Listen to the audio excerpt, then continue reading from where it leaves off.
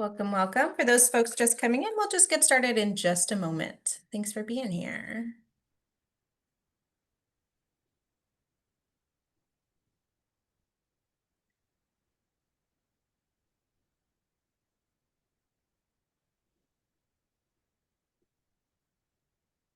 And Daniel, you should be a co-host now. So when it's time for you to share, you should be good to go. Thanks so much for being here.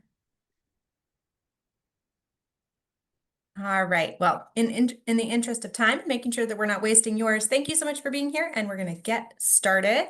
Anthony, if you could now be in charge of letting people in, I'd be very appreciative of that as we go forward, as folks jump on. Awesome. Thank you so much. Well, welcome. So if you're in the right place, if you're here for the webinar, Protecting What You Create, Patents, Trademarks, Copyrights, and Real-World IP Risks, we can handle every single legal question, issue, IP question you've ever had in an hour and a half, right? Yes, no, absolutely not. But this is a good start, and some people across Vermont who can help you as you're navigating these waters to figure out what might work for you and to answer some of the questions that you might have as we go forward. So thanks so much for being here. If you're not familiar, the Brattleboro Development Credit Corporation is a private nonprofit economic development agency. We serve Windham County in Vermont and beyond, so the greater Windham region. We work in business assistance and financing, commercial real estate and development, community development and capacity building, and workforce training and development. We also serve as one of the state's 12 RDCs, so Regional Development Corporation, for the greater Windham area. And we help to sort of pull together the SEDS, the Comprehensive Economic Development Strategy, across the region through the Southeastern Vermont Economic Development Strategies Program, which you might hear referred to as SEVEDS. You don't have to remember any of those acronyms. Those are all of the acronyms I have to remember, but bear with me. And the larger takeaway there is there's a lot of different things we do for economic development, community development across the region, with business programs and assistance being just one piece of that puzzle. As we move forward, just a couple housekeeping items. This is being recorded, and then it will be posted on YouTube later. So if you have questions that you feel uncomfortable asking in the moment, feel free to send me a follow-up email and I can send that out to the folks that are presenting today. I know that some of these can be sensitive matters and you may not want to share that with everyone. If you feel comfortable asking questions, especially if they're more general, other people might have them too. So please, please, please do send them in the chat anytime. I will make sure they get picked up by somebody and we'll move forward.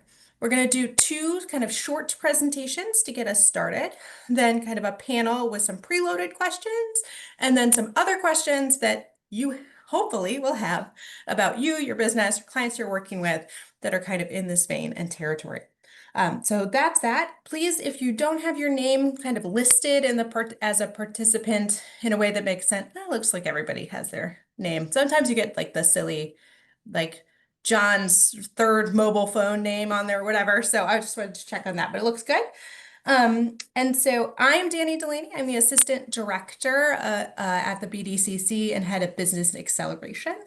So business programs and loans and all sorts of things that will help businesses thrive across our region is my department here. And I've been with the BDCC for about a year.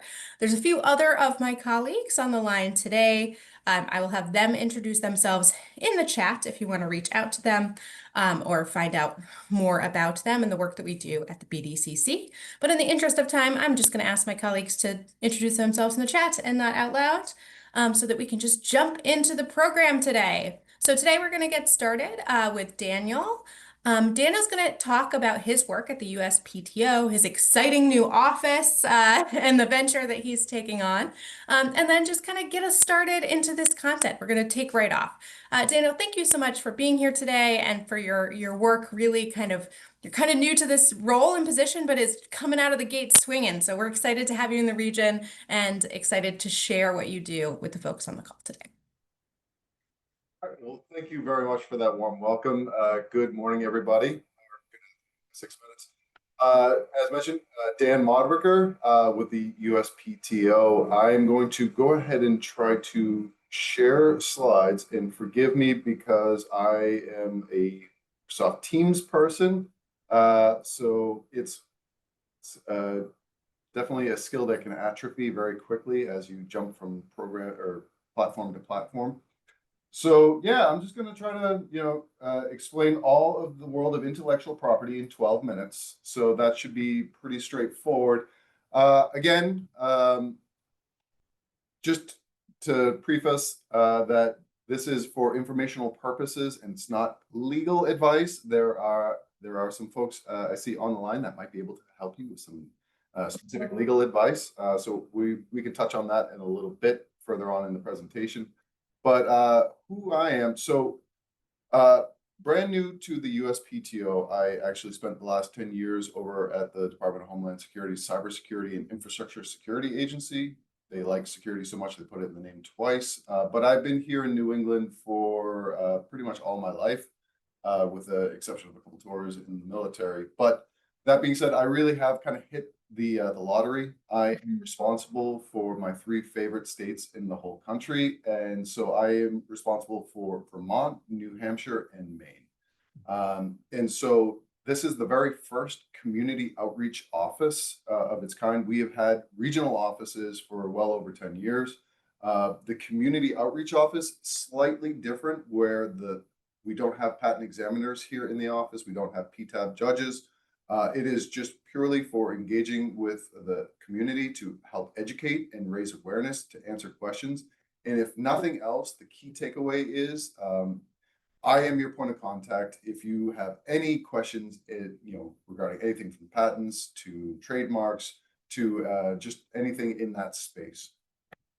So again, the office is fairly new, so I've been trying to get out there and meet with everybody, but looking forward to getting out to the Brattleboro area very soon. So IP, intellectual property in the U.S. economy, it really is one of the key drivers in the U.S. economy. It is responsible or connected to 63 million different jobs across the United States and $7.8 trillion towards the GDP. That's a 2019 figure. So with inflation, that is probably about, a gajillion dollars. So huge influence on our economy. And you can see the growth in patents. Our very first patent was issued in 1836, and it was actually signed by President George Washington. And then it took, quick math, about 70 years to get to the 1 millionth patent issued. So that's a long time. Now with modern conveniences of the internet and all of the computing power that we have, it is probably a million patents every handful of years. So really an explosion in the application process. So why would we go and pursue intellectual property? Well, it's attractive to investors and buyers. If you own the rights to your intellectual property, that is a commodity in and of itself. Also deters infringement or counterfeits. And really it's a piece of your company's portfolio. It is an asset that you own. What is intellectual property? Well, it's a piece of property just the same as a physical piece of property. The patent is essentially the equivalent to the fence that demarcates your property around your home. The patent is the demarcation of your intellectual property. IP comes in many different flavors. It could be a patent, and there are several different types of patents. There's utility patents, there are design patents, and plant patents. So a utility patent would be that invention, that mechanical device, that widget. A design pattern may not have a direct utility. It's more of an appearance, like a particularly famous guitar with the long neck. That is a design patent. And then utility patent or plant patents. It used to be that roses are red and violets are blue, but now they come in every color under the rainbow, and those different colored plants through asexual reproduction are patentable. Copyrights are actually handled through a different agency, but they are more in the terms of literary or music. And then trade secrets. Anybody can have that, 11 herbs and spices special recipe, The only challenges with those trademarks, those trade secrets, are once they are out of the bag, yeah, it's very hard to get the genie back in the bottle, and there are no legal repercussions to get them back into the bottle. So again, here's just a quick overview. As I kind of mentioned, we have those utility patents, design patents, also the plant patents, copyrights, trade secrets, and those trademarks. So what is an actual patent? It's a property right granted by the United States to the inventor, which excludes anyone else from making, using, offering, or selling, or having it manufactured overseas and imported into the United States. You essentially have a monopoly for a specified amount of time for that invention. You have exclusive rights to that for a limited time. How to get the patent or why to get the patent? Again, it can help you to gain that market access where you have exclusive rights to that for that given period of time. But in addition to that, you could be potentially more attractive to investors because you have a tangible asset that no one else has. But also you have the ability to sell or license it just like any other property. You can rent your home. You can also license your patent, and you can use that as a different vehicle for generating revenue. So there's a lot of different things that you can do once you actually own that intellectual property. For trademarks, again, this is it's slightly different. It's more of the branding aspect. It is a public notice of ownership. It's how you distinguish yourself from your competitor, right? And in a world of internet and online sales, it is a way of distinguishing yourself from your competitor and having that brand recognition. Again, it affords you legal and federal rights to own that brand and that symbol or trademark. But it can come in a lot of different forms, right? So a trademark can be a design, like a logo, it could be the twin-tailed mermaid. It could be that iconic swoosh. And it can also be words such as the name of the company, whether it's Starbucks or Nike. But in addition to that, it can, and I don't want to go into too far into the weeds with a whole 12 minutes, but it can be anything from a unique identifiable color that can be trademarked. So if you were going to go and get someone a piece of jewelry from that store with the blue box, that blue box in Tiffany's is actually a trademark. That color is trademarked to the company. The roar of a particular lion at the start of a movie, that iconic sound, that is also trademark. So it could be words, it could be images, it could be sounds, it could even be smells. That smell of Play-Doh when you open the little container, that is in fact actually trademarked. So trademarks can come in a lot of different forms and fashions.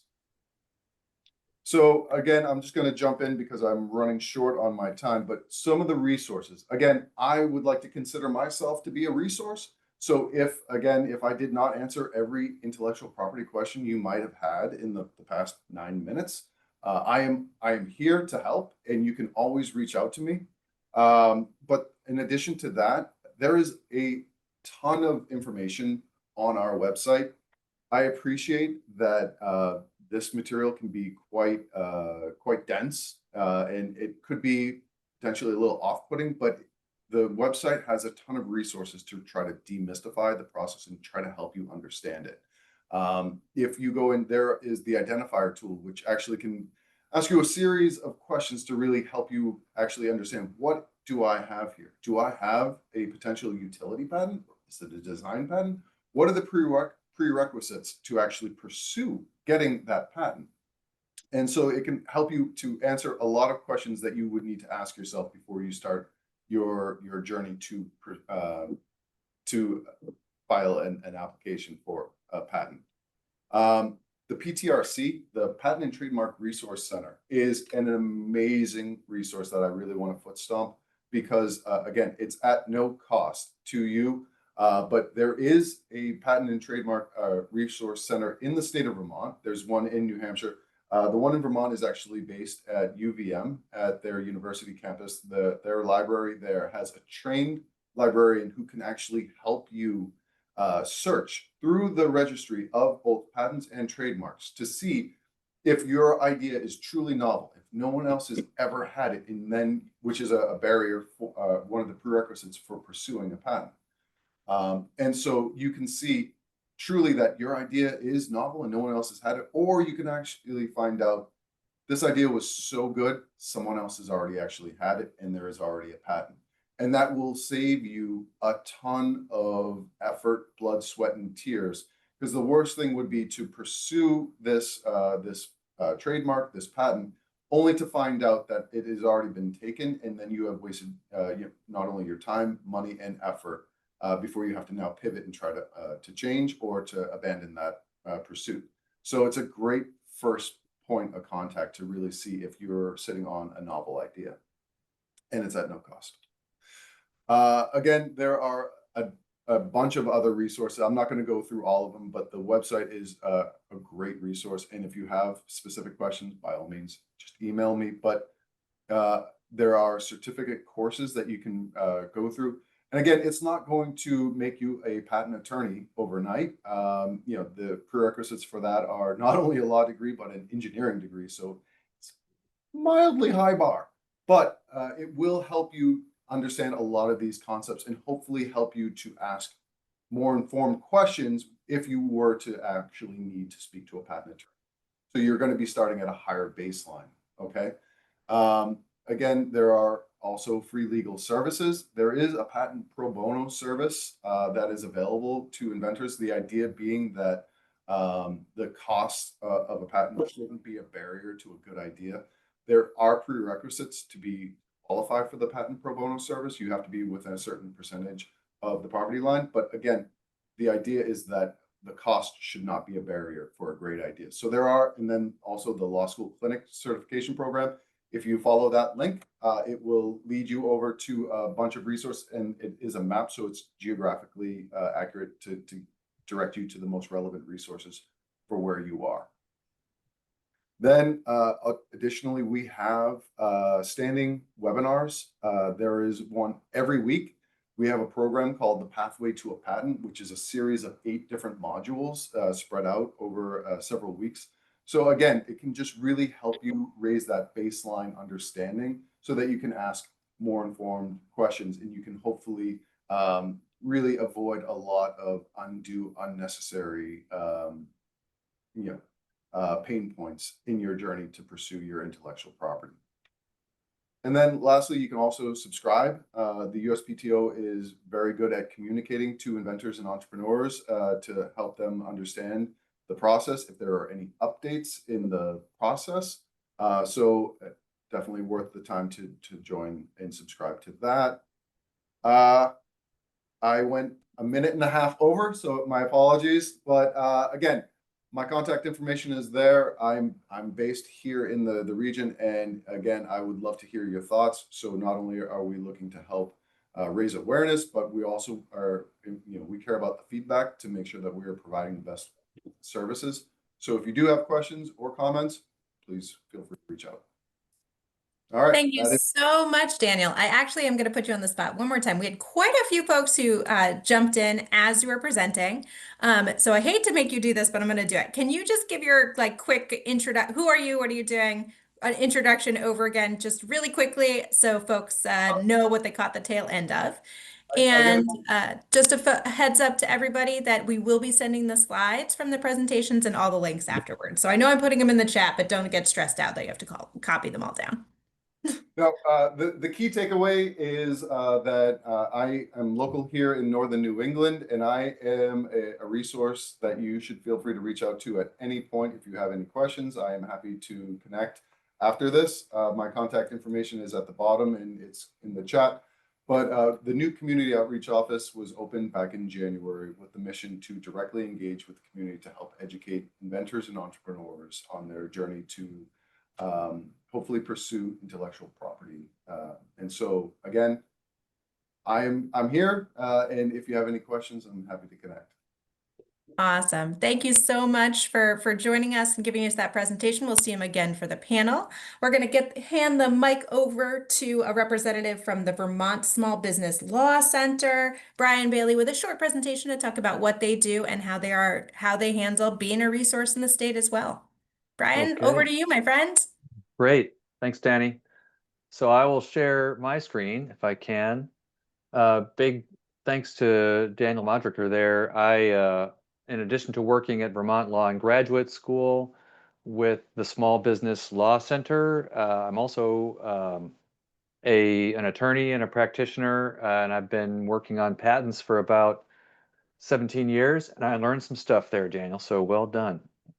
So I'm going to talk a little bit about what we do at the Vermont Small Business Law Center, and particularly, I'm also going to talk about copyrights and go into a little more detail on that, and also licensing of intellectual property and why that might be useful or how that system basically works.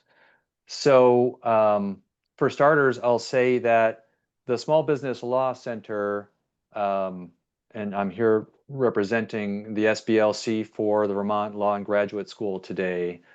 Our job is to support small businesses in Vermont, whether that's with intellectual property, which is certainly in my bailiwick, but there's also just anything that small businesses need in the legal space.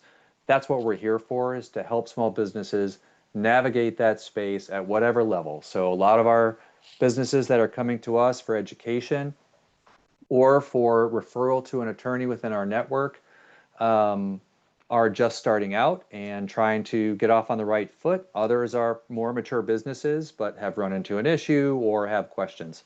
That's what we're here for. So at the end, I'll put up a QR code people can look at to get access to our website, although it's easy to find. It's sblc.vermontlaw.edu. And also to access the attorney referral system that we do through a grant from the SBA, where small businesses in Vermont working through us can get access to free attorney time to help with IP or other things, whatever you need. All right, so let's get into it a little bit. So I want to jump into a little more on copyright. Daniel did a good job talking about patents, which are about inventions, trademarks, which are about brands and protecting inventions and brands. Copyright is about protecting the expression of an idea. So the classic copyright subject matter is, the stuff that probably everybody knows about. It's books, it's paintings, it's music, and it is all those things. But it's more than that too. And in the business space, sometimes it's something like a logo, right? Which can be a trademark. We looked at the swoosh and we looked at the classic Starbucks trademark. That's about brand identification. A lot of logos are also basically little paintings, and they can be protected by copyright. So that's something to keep in mind. But broadly speaking, copyright is the creative expression of some kind of idea. It's not the idea itself. So in the business context, sometimes we think about computer code, right? So computer code can be copyrightable, but the underlying data that maybe leads to that cannot, right? So if we look at something like this dashboard instructional type of thing that we see here, that is an expression of some kind of correlation or some other kind of data, right? And so that data, whoever created a dashboard or instructional like that, they will have developed all this data. They will have figured out, what does it all mean? What are the correlations that I'm interested in? What kind of story am I telling with all this data that I have found and developed? Well, the underlying data is not going to be copyrightable. That's this classic sort of, you can't claim copyright by mere sweat of the brow. It's, going to the copyright office or to the courts and saying, but I worked really hard on it, isn't going to be enough to guarantee copyright protections. But once you take that data and turn it into something that's a creative expression, like this sort of dashboard or instructional, Okay, now we're getting into something that is copyrightable. So we start to see some of the contours around where copyright begins and ends. And it all comes back to this, what's the creative expression? It also needs to be in a tangible medium of expression. So, again, when we think about paintings, that's the canvas. When we think about music, well, it's a record, right? That's a tangible medium of expression. But so is a stream of ones and zeros, right? Recorded onto a memory stick or a compact disc, right? That's also a tangible medium of expression. So this idea of what a tangible medium of expression has gotten a little more interesting in the digital age. But suffice it to say that, something like what we see here is still tangible and copyrightable. Okay, so we're going to move fast, just as Daniel did. We also want to think about infringement. So how do we get into trouble with copyright? And by the way, this is something that is true for all of intellectual property, patents and trademarks and copyrights alike. Businesses can think about it two ways. On the one hand, we can use these as assets to protect our business and protect our intellectual property. On the other hand, other businesses are doing that too, and we need to be careful about stepping onto their property, right? So how does infringement happen? Whether it's somebody infringing your works or maybe you're worried that you're infringing somebody else's works. Well, it's simple to start. It gets a little more complicated as we dig into the weeds. Basically, what we're worried about in infringement is how much did you copy and how much access did you have to the copyrighted material. So if we can think about this like a sliding scale. The extent of copying is pretty straightforward, right? How much of the work did we take? And how similar is it? We're going to talk about fair use in a minute.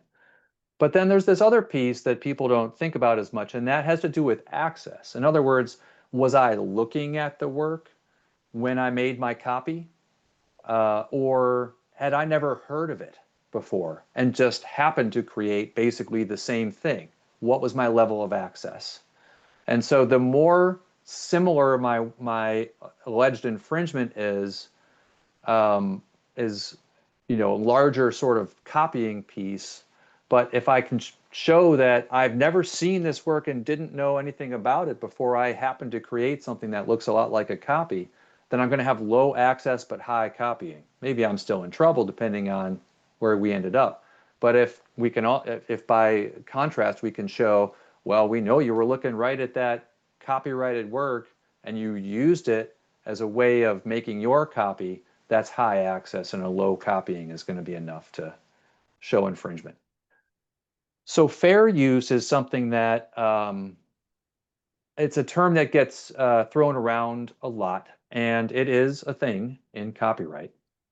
But one thing I like to say about fair use is that it's a defense to copyright infringement. It's less of a plan to avoid trouble. It can be used as a plan to avoid trouble, and people do this, where they'll work with an attorney and make sure that they're working in the fair use and that they're well covered. That's possible to do, but more commonly, fair use is something that people think of as it's no problem because I've got fair use, when in fact it's more complicated than that. So how do we show fair use? It can be, well, I only took a little bit of it, right? Small portion of the original. Or, well, I'm not diminishing the commercial value of the copyright holder, right? Oh, I'm just using it for a PowerPoint presentation, right? So it's not hurting them because they're out there in the business world using it, but I'm not using it that way. Similarly, I'm using it for something other than commercial benefit, right? Well, I'm just using it to educate my students. That can be fair use, or I'm using it as a springing off point to create a predominantly new work. That can be fair use. Education, critique, and satire, all fair use.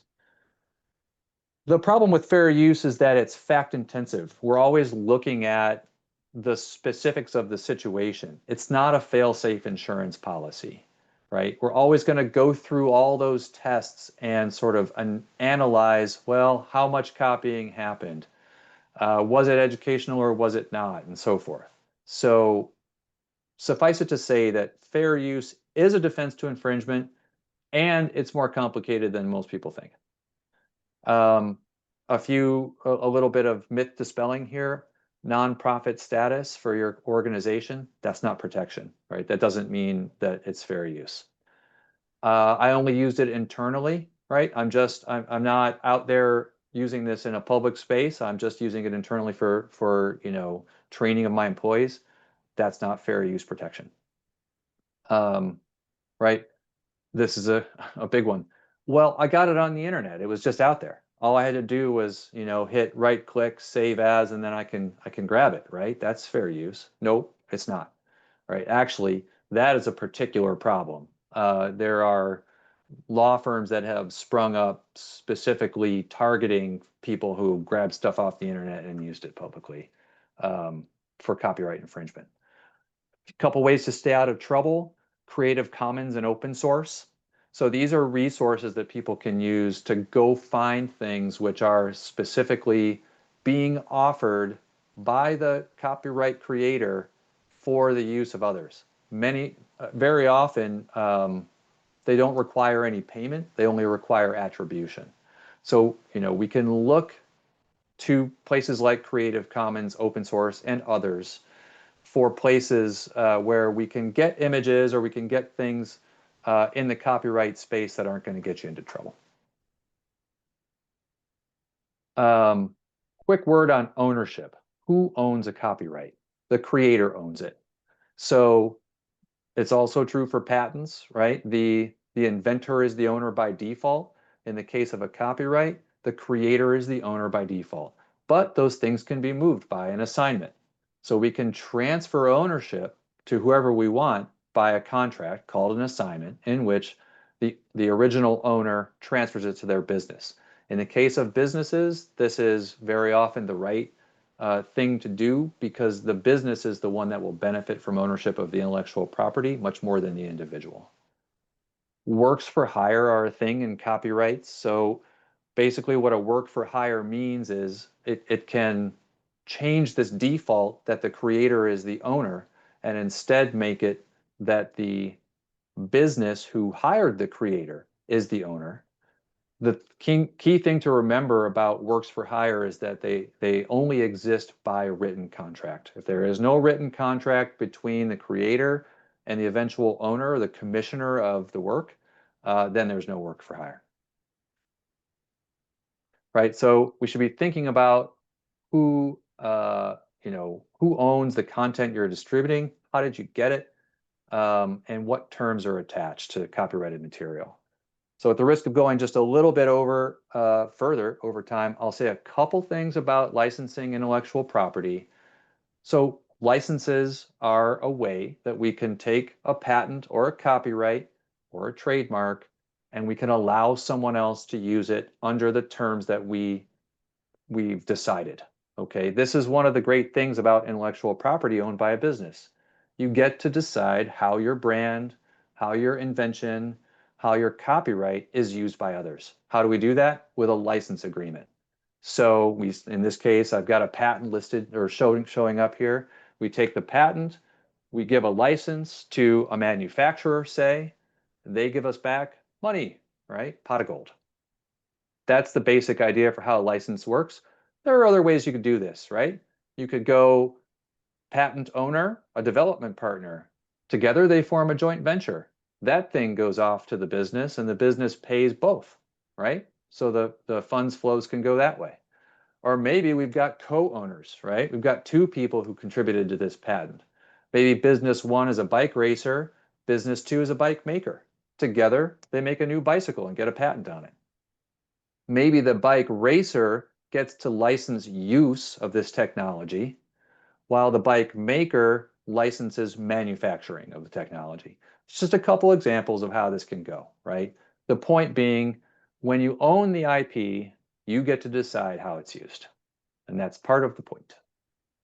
All right, so I'll stop there. I'll put up the QR code real quick here. Again, these slides will be available. If you need to reach us at the SBLC, you can reach out. We can do educational consults like this, one-on-one for your particular needs, and we can get you referred to an attorney if you need it. Danny, back to you. Awesome. Thank you so much. And the chat has been blowing up. We've got so many great questions. I'm excited. You don't need any of my crappy staged questions. You all have real questions. I love it. I'm going to have our two other panelists just introduce themselves real quick, and then we're going to jump into those questions and start getting them answered. So Scott Holson, let's start with you. Who are you? What you doing here? You bet. Hi, everyone. Thanks for joining. Hi, Andrea. Thank you for commenting. My name is Scott Holson. I work for the Vermont Small Business Development Center. If you're not familiar with Vermont Small Business Development Center, you will be after today's call. We are a statewide nonprofit organization funded by the SBA and the state. We provide business advice and guidance to Vermont entrepreneurs in for-profit businesses and for those individuals who want to start businesses. So my role is I am a core advisor in Windsor and Orange counties. Core advisor helps individuals who want to start a business and don't necessarily have everything connected and know what they need to do. So my goal is to help them in any way I can, all industries, all types of businesses, all for-profit businesses. I'm also a commercialization advisor. I'm a statewide advisor for that, where an individual has an idea or wants to make a product or service and sell that across Vermont or the country or the world. I provide guidance about how to turn your idea into a commercialized product. That overlaps a little bit with some grant funding for research and development, but essentially that's who I am. Thank you so much for being with us here, Scott, and participating on the upcoming panel. Vermont SBDC, if you are not familiar with them, is another amazing resource for your small business needs. We work really closely with them and appreciate everything they do for the businesses we have. Another great partner in crime, not crime, hopefully, but in good. What's the opposite of crime? I don't know. Another great partner, we'll just start there, is Kevin Morehouse from the SBA. Kevin, tell us about you. Why are you here? What do you do? Yeah, so I work for the Small Business Administration in Vermont. We're a federal agency that has been around for almost 72 years. I think at the end of the month that we hit 72 years. And we provide a lot of assistance to folks looking to start, grow, expand, build their businesses. We offer a lot of different resources to help businesses do that. I like to say there's four kind of main programmatic functions to break it down that SBA helps businesses with: access to capital, entrepreneurial development, government contracting, and then we have an advocacy arm that is a voice for small business as well. So currently, I'm the only SBA employee working in the state of Vermont, and we do administer programs kind of at a national level, but I am kind of the local person that is helping folks access the programs and direct people. It may not necessarily be our office providing the the entrepreneurial development advising. SBDC Scott is one of the advisors there, so that's one of our great partners. Access to capital, we work with a lot of lenders that operate in the state, so your banks, your credit unions. BDCC is one of our micro lenders, so that's a great program that is available to folks. And then just in general, my background, I'm a former commercial lender, so I understand kind of the lending side of things, and I've been with the SBA for 13 years now. So happy to be here. Love these events. It's great to connect to the business community and work with all of our partners. Thanks, Kevin. Thank you so much for being here. Now I'm going to and introducing yourself and the SBA's important role in our ecosystem. Now I'm adding the pins for all the folks who are going to be on our panel. So just wait 1 second. All right, can you see 4 people on your screen? Maybe you see more than that. Less, no. We see everybody still, Danny. Okay, sorry. Let me try again. I think I hit the wrong button, so I think bear Kevin's a with me. spotlight. There we go. There we go. That's We perfect. got 2 of us now. Yep, great. 2, that's good.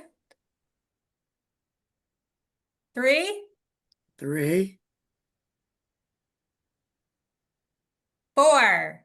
We did it, I think. Confirmed. Okay, great. Well done. All right. So I'm throwing my questions out, so you guys have to roll with the punches. You ready for that? Yeah, okay, great. So we got one great question that came up.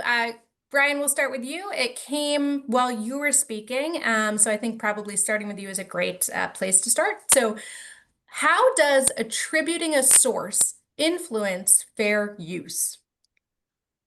Okay, so attribution doesn't influence fair use much. However, when we think about licensure, and particularly when we think about things like Creative Commons, very often the terms of the license are simply do attribution for this work, and then you can use it freely.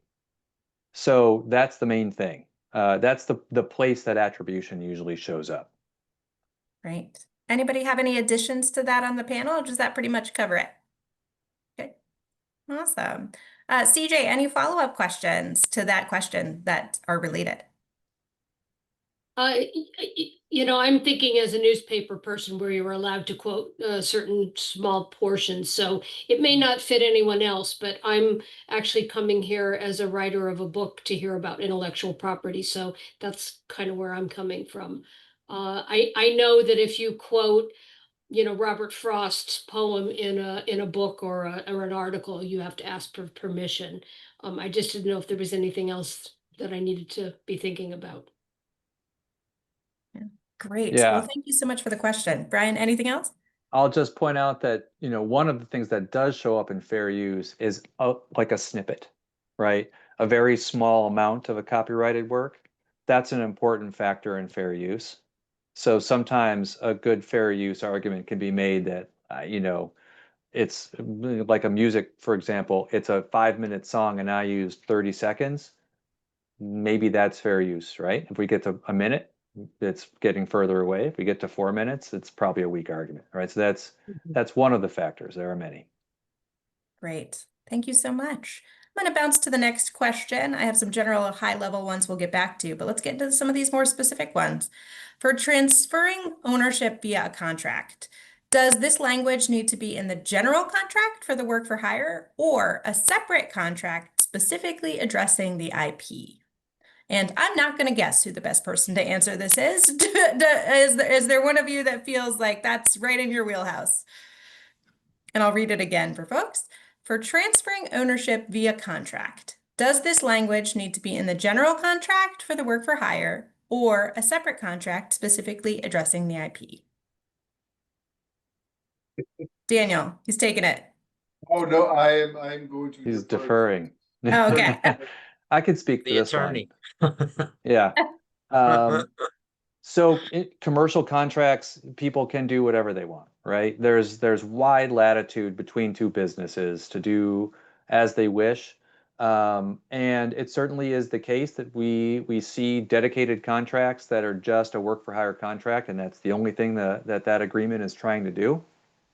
But it's also the case that we see things like consulting services agreements or joint development agreements in the sort of more technological space, where one of the many things the contract is doing is transferring ownership, right? Or talking about who's going to own the IP.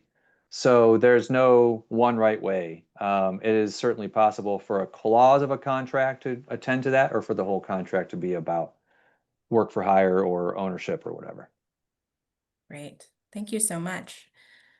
Anything to add from any of the other panelists? No one wants to go after the lawyer. I get it. I get it. Well, I'm going to kick this one to you, Scott. Should we license an ebook or digital course we built? I don't think the answer is specific to should we license it.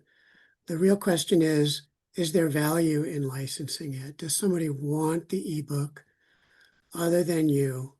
And what are they planning on doing with it? The framework of that is really focused on, does anybody value it? Will anybody else want what they have? And are they creating a business from it? And then, do I want any value creation from it? Do I want to get paid for it? So a couple of those questions need to be answered in advance in order to figure out if that's the right pathway. Because it could be Daniel? Creative Commons. If you don't care about making money, then make it available to anyone. Daniel, things to add? Oh, we can't hear you.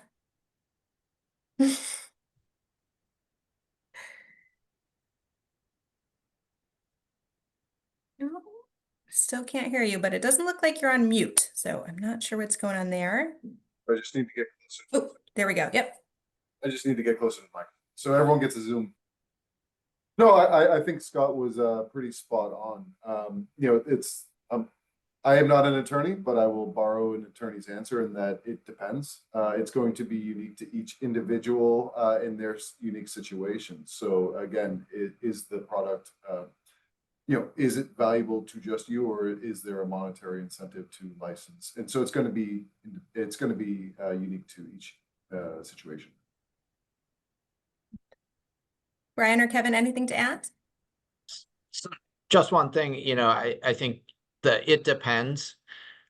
I think in business, a lot of things that folks encounter or they're attempting to do, it usually is situation and case by case. So I think it's important to, always consult with, an advisor, an accountant, an attorney, because most times, more often than not, it is a situation,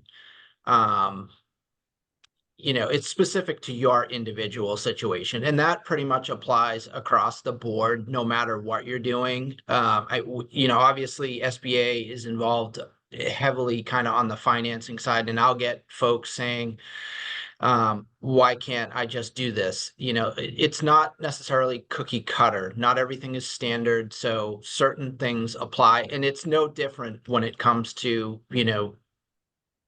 anything to do with the intellectual property or the patents or the trademarks. It's case by case. So I think it's important to highlight that. Brian, anything to add? It might be worth saying that, when we think about licensing, what we're doing is allowing someone to use the thing, but we will retain ownership of it, right? So we're like in the case of an ebook, what we're saying is, okay, I'm going to let you use this, and the license agreement is going to say, here's how you get to use it, here's how long, here's the price, here are the renewal terms and all that stuff, right? That's different from transferring ownership or an assignment, where we're just going to say, I'm selling it to you, and then you will own it and you can license it to others. So I just wanted to draw that distinction because I think sometimes it's not perfectly clear for people. Plus a performance aspect of that could be put into the contract, which is if somebody wants to license it from you, they have to do something with it, not just table it, right? So that can be written into a contract as well. Right. This is specific, we're kind of on the still authorship type questions. And books and ebooks, so we'll keep going with this one. Another authorship type question: is there any benefit in registering a book title as a trademark? Anyone want to raise their hand to take that one on? I'm gonna go ahead and let Brian take the first crack at Brian, did you know everybody was just going to pass all the questions to you? Is that? That's what we do at the SBLC. That's what we're here for. Well, so we talked about trademarks and what they do. They're sources, they're indicators of source, right? And so, a book title isn't necessarily telling you much about the source of the goods. Right? The source of a book is the author and it is the publisher. Right, in like the Random House, right? Probably pretty well trademarked there. That's letting you know who published the book. I could imagine that a book title could overlap with a trademark where there is a source of some goods or services and the title is using that in some way, and maybe the goods are books and the services are authorship services or something like that, right? So it's possible to sort of see that connection, but it's a novel question. I don't see a direct line there. Can I just ask a follow-up question then? Yeah, go ahead. If you copyright a book, is the title automatically part of that? Yeah, the entire creative expression is subject to the Okay. copyright. Okay, And so thanks. then we get back into the fair use questions, and can someone make a book with the exact same title? Well, is that fair use? And it's going to be case by case. Mhm. Awesome. So this copyright question, I'm going to go to, and then I'm going to go back up to Luella's question. But right now, Jay has a question, copyright question. Does the date of an email or electronic document creation serve as a placeholder the way a provisional patent serves as a first in for patent law? That feels like a Brian question. I'm happy to, I don't want to monopolize, but I'm happy to answer the question. I can probably answer that one. So this is something that actually I didn't mention, but when the author puts pen to paper, copyright attaches. So it's one of these automatic things where as soon as the creative expression has happened, then copyright protections are afforded to the author. The protections are better and more powerful if the copyright is registered. You can go to copyright.gov to look at that, it. The registration is not hard. That's an easy thing to DIY. But the protections attach when the work is made.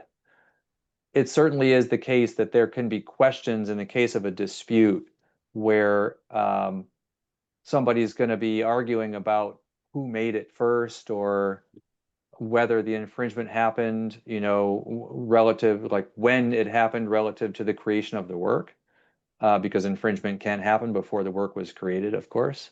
So having some kind of evidence about when the work was created certainly could be useful. And, if we think about like an email or an electronic document, that's evidence, right? In the old days, we used to think about this in terms of patents, where people would put a letter in the mail describing their invention and then mail it to themselves.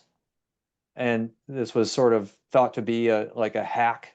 But the idea was, well, you've got a sealed letter that's been received by the post office, and the post office has dated it. And if you haven't unsealed the letter, then you have evidence of that invention having been made as of that date. It's good evidence, right? Sure. There are lots of ways to make good evidence of inventions. But time-stamped documents that someone else is the steward of is one way to do that. Love it. Thank you. I'm going to pop to one of my questions and then work Luella's back in. So Daniel, for you, what protections are available for a technology-based idea still in development? And when's the right time to file for a trademark or patent? So, I would, for filing, since 2013, the United States has operated under a first inventor to file patent system.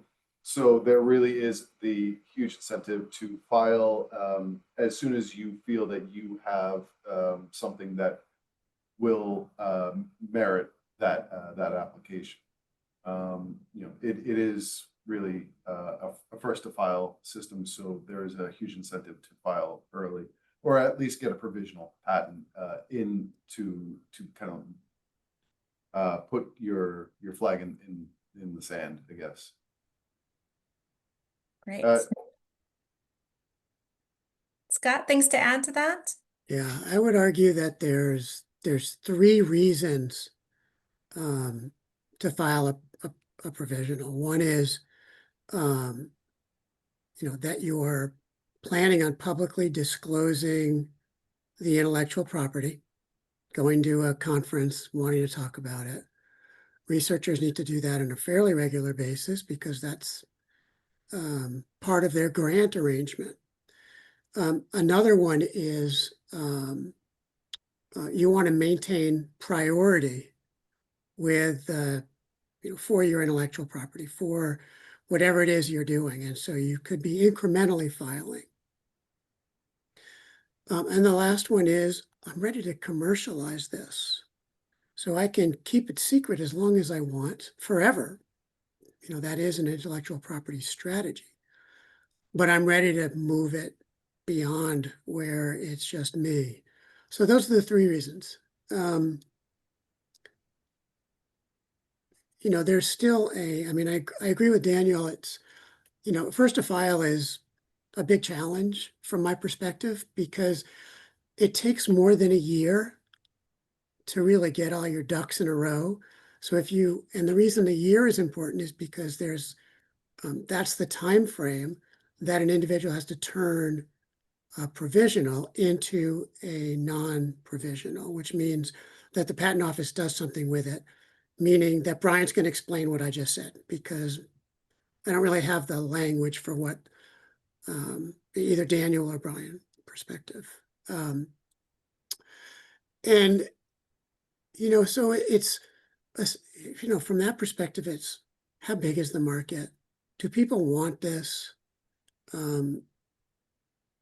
Can you make is there a return on investment for the cost of the patent? So those are these are the challenges with first to file. So anyway, I'll let the others chat about that. I'm sure I'll think of something else to say in a minute. Doing great. Daniel, you look like you have something to say. Jump on in. Well, again, I don't want to go down a rabbit, but again, going back to each individual situation. Oop, I'm sorry. Can you just lean in a little bit more? Again, just piggybacking off of that, and I don't want to go down too far down a rabbit hole, but especially in technology, again, it's going to be unique to your situation. So if you are in a very fast-paced sector where technology is consistently leapfrogging, if as Scott had mentioned, the process is quite lengthy to file for your patent. If the technology is likely to be obsolete by the time the patent is issued, then you have to ask yourself, is that truly worth pursuing? And it's going to be unique to your individual situation based on what you're looking to patent. For an ongoing business that wants to maintain priority and they want to do incremental development, it's fine. It's not an issue. If you are brand new to the process and you're not in business yet, that's where it gets challenging. The USPTO fees for a small business or someone who's never been in business yet is actually kind of low. But the attorney's fees for doing the work is really what's expensive. And so, okay, so you found somebody who's going to do a really inexpensive version of a patent for you. You found it for $5,000 or $7,000. Or on the high side, $15,000 or $20,000. Think about, is the market large enough for me to get that money back? If your item is $20, that's if the $20 retail selling price, you have cost of goods sold of half of that, $10. Then you have expenses for being in business. Then you have something left over. And it's that leftover amount of money, which is got to be the return on investment for that patent. So how many of those things at $5 do you have to sell to make the $15,000 or $20,000 back? It's a big number. You got to sell a lot of units. And for a first-time entrepreneur, like that's where it gets hard. How am I going to grow the business that quickly to make it worthwhile? Mm. And I'm going to kind of weave Luella's question into this question a little bit. And Luella, you tell me if this is not hitting the nail on the head for what you're looking for, and feel free to chime in and expand. But, you know, we just answered that question. What protections are available for a technology-based company? When would you start? And her question was more around licensing and manufacturing unique products. So I'm assuming that's less tech-based, but just unique other type of products. So would any of your answers change, or how would you go about that if it wasn't tech enabled in some way? No different. Depends. Luella, Yeah. anything more specific that would be helpful to expand upon that question? I think what I was looking for was more like contracts with contract manufacturers or partner manufacturers that are producing your product. Like we're already looking at it's already trademarked. We're looking at patents, but working with other people who are building our product. I mean, we have NDAs and that kind of stuff, but like anything to build into the contract with the other person that's building this thing for us, or any best practices with that. Mhm. Because so far it's just been a pretty basic contract without a lot of IP protections, which we want to make sure we are doing. I mean, Brian, Brian, you you have want an to take answer that for one? that? Otherwise, I'll chime in. Yeah, I can say a few words about that. So when we think about collaborations, uh, you know, and agreements that are connected to the collaborations, definitely intellectual property is a piece of that. Intellectual property ownership in particular can be a really sticky point. That's especially true when we're thinking about two parties that come together to develop a product. So I have an idea, I need help manufacturing, I get together with a manufacturer, and we work together to make what turns out to be the final product. The question can arise, who's the inventor here? Well, I brought the original idea, but then the manufacturer helped me make it real.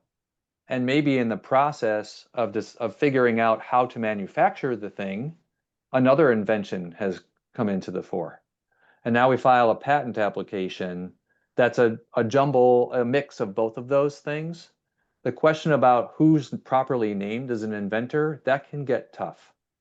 That gets back to the evidence thing, where having some sort of third-party verifiable memorialization of what the inventor or the idea person brought to the table could be really helpful for resolving future disputes in that way.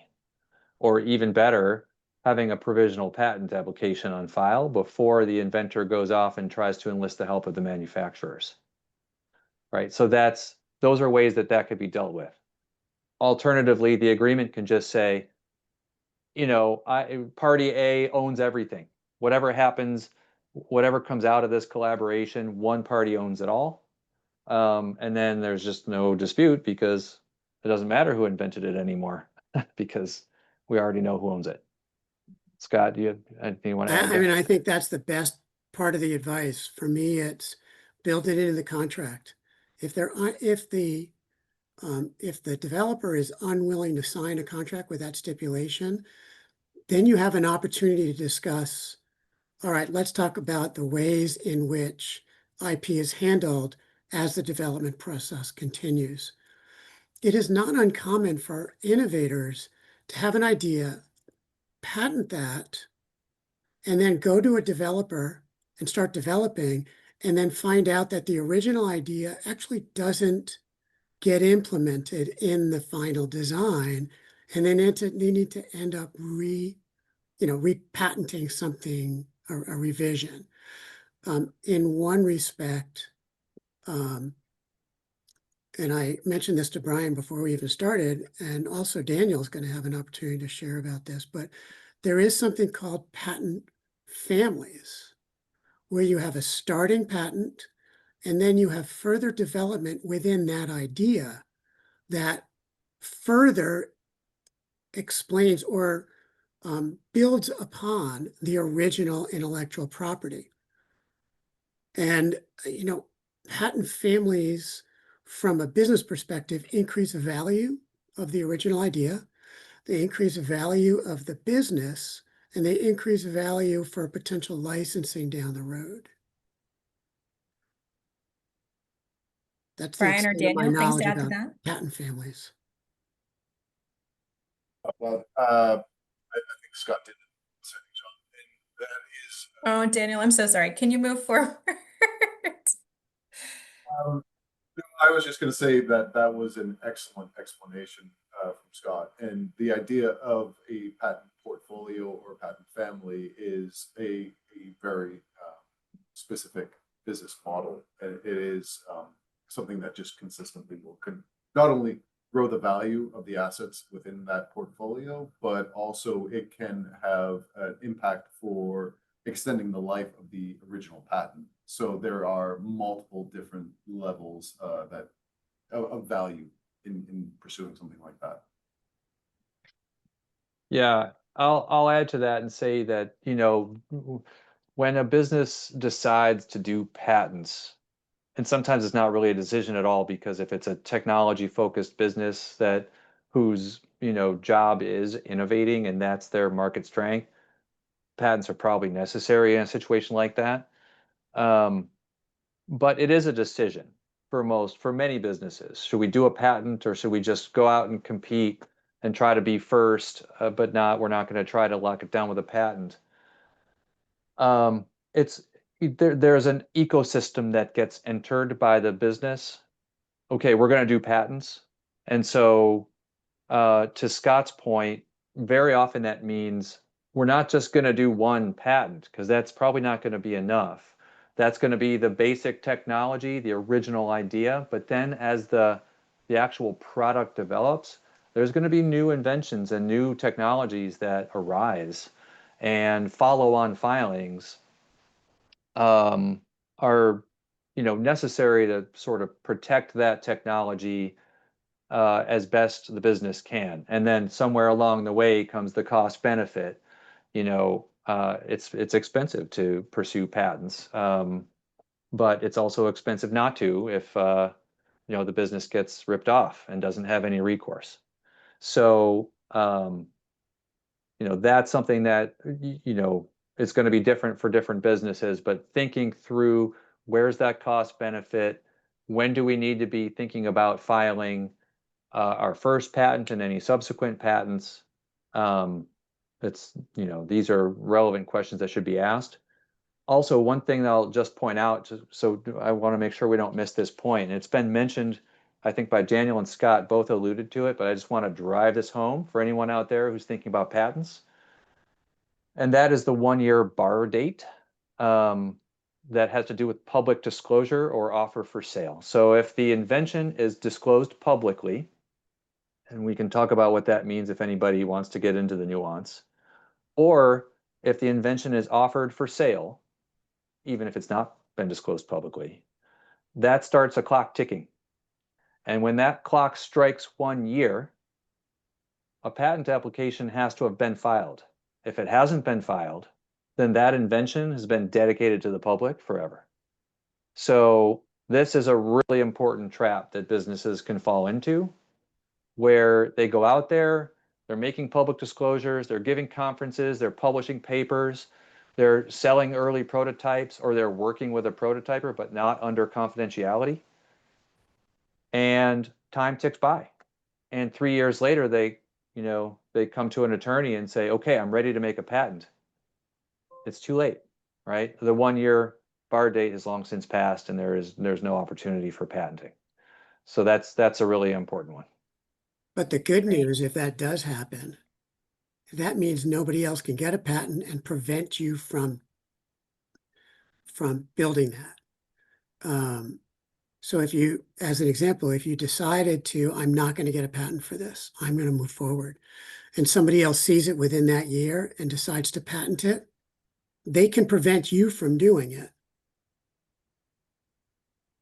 and you have no access to it anymore. So, I mean, these are all tailored business decisions that just need to be taken into context from a cost perspective, from a longevity perspective, and whether or not it's the right pathway for an individual or a business to take. And I just want to thank Brian for, again, just trying to drive people to the resources that are available on the USPTO website to help educate them. That was one of the things I was kind of alluding to with the pain point, because there is so much sweat equity that goes into a lot of these ideas and these inventions, and naturally you are going to be very proud of your idea or your invention, and you many times people run the risk of oversharing and creating that public disclosure that we're just speaking about. And so just understanding those checkpoints and what you may or may not be inadvertently doing is fundamental. So you just getting familiar with some of these concepts. And again, there are a litany of different workshops and webinars being offered on almost a weekly basis through the USPTO that really kind of do a deep dive on disclosure, on the trademark boot camps. So just really want to foot stomp that people go and check out the resources and those webinars. They are recurring. So if you've missed one, there will be they cycle through again. But if there are particular questions, please reach out. We are going to be coming up on time soon, but we do have two more questions. I want to make sure three more questions I want to make sure that we get to before we close out. So let's make sure we're jumping right in. Is filing a patent in foreign countries advisable prior to exporting or shipping to a buyer? Yeah, I can speak to that one unless anyone else wants to take it. Sounds like a plan. All right. So it's just to back up a second, when a US patent is obtained, that prevents others from making, using, selling, offering for sale, or importing the invention in the United States. So a United States patent means that people in the US can't do any of those things. If I have a United States patent for my widget, but I don't have any foreign patents, and then I've got a German manufacturer who wants to make the widget and sell it to a French customer, I have no jurisdiction. I have no ability to address that whatsoever. To do that, I would need either a German patent, which covers the making of the invention, or I would need a French patent, which covers the selling of the invention in France. And without one of those two, or both, I can't reach it, right? I can't shut down that activity. So foreign patent rights are a thing to think about. But I will say that when we think about small businesses, the costs mount very quickly. Count on, $20,000-ish is the price of admission. And then there's annual fees and so forth per country. So, if we're talking about 100 countries or something like that, we want worldwide protection. That's extraordinarily expensive. I mean, I used to do work for, multinational corporations with essentially seemingly unlimited intellectual property budgets, and even they were judicious about which foreign countries they were going to pursue. Really thinking about what size is this goes to Scott's point earlier. How big is the market? How much return am I going to get for this investment? Do I really care if there are infringers in Argentina? This is a question that has to be asked, because especially when we think about foreign rights, the costs get big fast. Great. Thank you. I'm just gonna Yep. just gonna go off of that. And Brian, can that be contracted with a foreign manufacturer? So can I take my IP, go to a German manufacturer and say, I want you to make this, but it's part of my contract that you've got to protect it? Can they file it in that country for that reason? Or is it too late? Well, so there's a bar for filing for foreign patent protection in foreign countries, just like there is in the United States. And so there's a strict time limit on that. And that's going to make it's like the same as in the United States, where you have to make a decision about whether to file for a patent early and fairly often as well if the technology is advancing apace. The same goes for foreign countries, and the rights are lost if the deadlines are not met. So it's sort of a early decision about whether to do it. Although, to your point, Scott, and this is something that I think we've talked a little bit about, but I think it bears emphasizing, a lot can be done with agreements and contracts. A lot of the goals of a business vis-a-vis patents could actually be obtained in some cases with things like exclusivity and contracts, right? Maybe we're only worried about our suppliers or, the manufacturers out there, and they're the only ones we're really trying to control and not necessarily customers or the public at large, with respect to how the invention gets used. Sometimes contracts are enough to get the business the kinds of protections they need. Thank you. So it looks like the general question has been answered with a link in the chat about what defines a micro entity for patent filing. So there's a link in the chat for the answer to that. But is there anything else, one of the panelists would like to say, like why someone might want that type of certification, or any clarification that might be helpful? Micro entity is a way of certifying to the patent office that you're a very, very small business and don't have a lot of patents from before. It reduces the fees that are payable to the patent office. But honestly, the fees that the patent office charges are not huge anyway. The attorney's fees are usually the lion's share of what it costs to get a patent. Awesome. Thank you. Another question, Brian, that was helpful information regarding patents with existing products. Is the same with trademarking for products that someone has been selling for years? So somebody's been selling something for years and now they want to trademark them.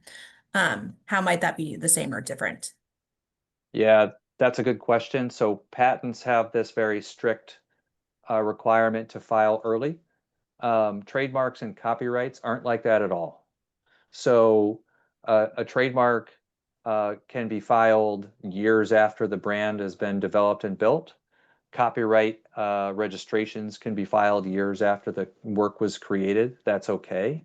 The problem with waiting is just that there won't be much leverage against infringers if there hasn't been a registration, right? So the copying happens, and then the owner goes out and gets their registration. All the copying pre-registration is very hard to reach, and there's just not much opportunity to get after it. But it is possible to get the trademark registration much, much later. Sometimes that's even required, which we won't go into the details of why it would be required, but suffice it to say that it's okay for a business to wait on a trademark or a copyright. There are some risks to waiting, but it's not like you lose it the way you do with patents. Okay. On trademark, there's also a risk of going too early, because that, in order to maintain that trademark, I believe you have to be able to sell products. I think, isn't the time frame 1 year that you have to have a saleable product to maintain that? Yeah, you have to show use in commerce to get the trademark registration done. So you have to be really using the mark. Yeah. Great. Thank you. As we're closing out here, go ahead, Daniel. No, we still can't hear you. Try again. I think your microphone started having an act. All right, can you hear me now? Yeah. A little bit. Yep. Hey, all right, success. Just to kind of further foot stomp on the trademark. So whereas a patent has an expiration date, a trademark, once filed and approved, as long as you are continuously demonstrating usage, that extends indefinitely as long as you are using that trademark. So just a little differential piece to that. But then also, the cost of a trademark is significantly less than the cost for pursuing a patent. But again, even some of the additional fees that you could pay for a search, right, for that trademark, that is an additional fee. But again, if you were leveraging things like the PTRC that I mentioned earlier, where the trained librarian will show you how to conduct a trademark search, a lot of that work can actually be you can do yourself once you know how to do a search, and the training is available for anybody who's interested. So there are definitely ways of educating yourself to reduce that price point and that cost. I want to jump a little bit to just the some questions we've had from other folks that kind of prompted this webinar as well. And we've had a lot of questions about IP and trademarks and copyright over the last couple of months. But one of the things that's come up is if a business is under scrutiny for copyright infringement in some sort of gray area case, or they received a scary letter in the mail. Obviously, Brian, we're not asking you to dispute if they're in the right or wrong. But what are the first steps for them to assess and respond to that kind of accusation? Well, you could come to the SBLC for starters. If you're in Vermont, you could come get an educational consult with us, and we can start with an education on how copyright infringement analyses work, and then get you referred to an attorney who can look at the case. At a high level, and this goes to Jen's question in the chat as well, if the copyright isn't registered, then the level of damages is there's a relatively low cap on how much can be owed as a result of infringement, right? And so that's bad if you're the copyright holder and someone is making knockoffs of your work. But it's good if you're being accused of copyright infringement because something you put up on your website and there's no registration, right? If that's the case, that's an important threshold issue, for example. But it's, looking at fair use, finding out whether the copyright is registered. Those are first steps. Great. Thank you so much. Okay, so we're going to wrap this up. We know you have lots of other things to do today. This is a great start. I'm sure you don't have any more trademark, copyright, IP, like you've got it all. You know it all. No, but all of these folks, I'll make sure you have all of their contact information, send you along the slide decks, lots of links coming your way to just kind of look at as resources we move forward. I just added into the chat as well a link to the regional business learning calendar. So we're trying to put up things from SCORE, the SBDC, USPTO, the Vermont Law Center in one centralized calendar, so you can see what's coming up for business educational events that might be helpful for you to check out. So we're constantly updating that. It's now available online. Please check that out. We do that with the Wyndham Business Support Coalition folks who help to populate and monitor that. One thing that she wasn't able to be here today, but I just want to throw this out there as one last kind of thing to mention. Some of folks in our region have mentioned that they are receiving scam letters as a patent holder, so that you could reach out to any of these folks about that as well, or the Better Business Bureau. I have Mary's information. I'll send that up in a follow-up email as well. So another resource for you to chat with that might be helpful if that's the kind of thing that you're dealing with in this sphere. So lots of really great people that have been panelists. Sorry, we lost one. Oh, no, there's Kevin. He's just not pinned anymore. All right, Kevin's still here. All right. Yep. So, but Kevin, Brian, Daniel, Scott, thank you so much for your time. And I have to say, these are folks that you can just really literally call them. They are in Vermont or very close by, and they are not, in some office somewhere else and unattainable. These are folks that you really can call and reach out to, talk to about what's going on with your business and ask the questions that you need to ask. So great resources to have locally. I hope folks were able to ask some of the questions that they had. I'm sure you have many, many more, but it's a good start to get you connected to what might be helpful. So thanks for your time. Take care, everybody.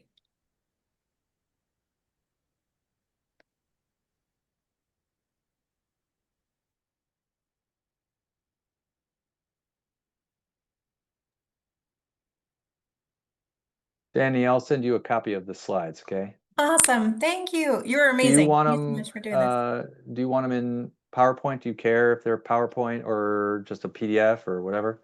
Whatever is easiest for you. PDF's actually easier, so I'll Yeah, make one for you. good. I And was we'll so do it that way. excited how engaged folks were. That's great. Yeah, love it when that happens. Yeah. Awesome. Well, Totally. thanks again for your time, and I'm sure we'll be talking to you tons more. Sounds good. Take Thanks. care.